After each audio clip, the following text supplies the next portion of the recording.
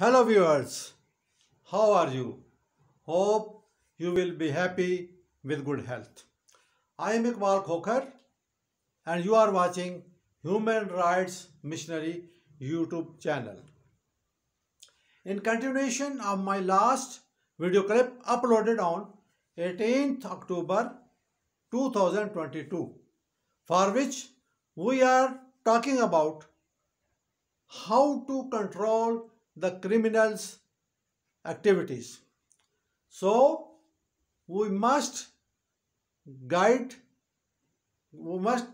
guidance from Quran, and we must punish the criminals according to Quranic punishment orders.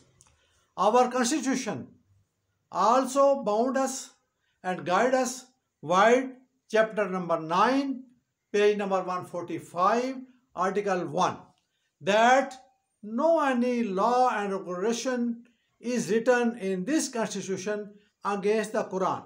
So our courts and our judges must abide by the laws of Quran on account of punishment to the criminals, such as Surah Maida verse number 38 for theft, Surah Nur verse number 2 for the prostitution, and Surah Maida verse number 33 for narcotics.